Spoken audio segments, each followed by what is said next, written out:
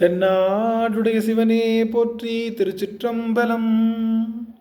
மார்கழி மாதம் 18வது நாள் திருவெம்பாவை தொட்டி பல சிந்தனைகளை சிந்தித்து வருகின்றோம். அந்த வகையில் இன்றைய தினம் நாம் சிந்திக்க இருக்கக்கூடியது உன்னை பழம்பொருட்கும் உன்னை பழம்பொருளை.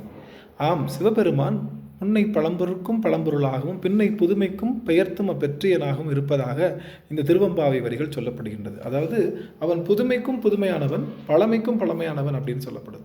இதைத்தான் நம்மளுடைய அறிவியல் சிந்தனையாளர்களும் சொல்கிறாங்க.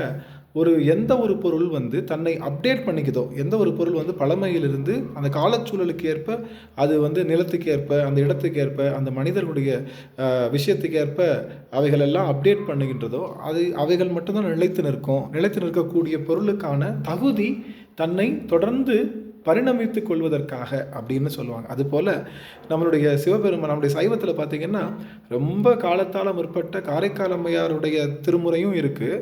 அதே சமயத்தில் நம்மளுடைய மூவர் முதலிகள், அதுக்கடுத்து வந்தவங்க, அதுக்கடுத்து 12 திருமுறைகளுக்கு அடுத்து நம்மளுடைய சுவாமி தாயுமானவர்களுடைய அந்த விஷயங்களையும் சைவ உலகம் போற்றுகின்றது.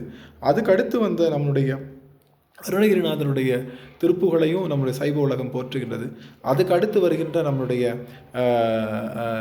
அபிராமி பட்டருடைய அபிராமி அந்தாதிதியும் நம்முடைய திருமுறைகள் எல்லாம் போற்றுகின்றது. நம்முடைய சைவ உலகம் போற்று. அதாவது எத்தனை காலம் கழித்து அருளாளர்கள் அந்த சூழலுக்கு ஏற்ப, அந்த இடத்துக்கு ஏற்ப அந்த செய்திகளை புரிவதற்காக அந்த இப்போ பார்த்திங்கன்னா நம்மளுடைய திருமுருகாற்றுப்படையுடைய அந்த வார்த்தை பார்த்திங்கன்னா அது சங்க இலக்கியத்தில் இருக்கும்.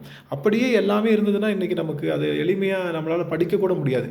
இன்றைக்கி அது எளிமையான வகையில் திருப்புகளாக இருக்கட்டும், தாய்மானவருடைய வரிகளாக இருக்கட்டும், மற்றும் நம்முடைய பல அருளாளர்களுடைய அதுக்கடுத்து வந்த நம்முடைய வள்ளல் பெருமானுடைய வரிகளாக இருக்கட்டும், இவைகளெல்லாம் எளிமைப்படுத்தப்பட்டு அந்த கால மக்களுக்கு மாற்றப்பட்டு கொண்டே இருக்கின்றாக சிவபெருமான் தன்னை எப்படி கொடுக்கின்றான் என்றால் ஒரு ஃபிக்ஸடாக ஒரு பழைய பஞ்சாங்கமாக இல்லாமல் அவள் தன்னை அந்த காலத்துக்கும் நேரத்துக்கும் ஏற்ற மாதிரி தன்னை பரிமளித்து கொண்டு பரிணாமம் மிக்க ஒரு பெருமானாக நமக்கெல்லாம் பரிணாமம் நடந்தால் தானே அந்த காலச்சூழலுக்கு அது ஏற்புடையதாக இருக்கும். அப்பேற்பட்ட ஆற்றலுடைய பெருமானை இன்றைக்கி நாம் சொல்கிறோம் எல்லாம் பரிணாம வளர்ச்சின்ற, அதெல்லாம் அன்னைக்கே நம்முடைய மணிவாசக பெருமான் முன்னை பழம்பொருட்கும் உன்னை பழம்பொருளை பின்னை புதுமைக்கும் பெயர்த்தும் அப்பெற்றியனை அப்படின்னு சொல்லி நமக்கு சொல்லுகின்றார். அப்பேற்பட்ட பெருமான் இன்று புதுமைக்கும் புதுமையாக இருப்பான், பழமைக்கும் பழமையாக இருக்கக்கூடிய ஆற்றலுடைய அந்த பெருமானை நம்மளும் பரிணாமத்தோடு, பக்தி பரிணாமத்தோடு நாம் ஒவ்வொரு நாளும் பெருமானை அணுகி அவனுடைய திருவருளை பெறுவோமாக என்று சொல்லி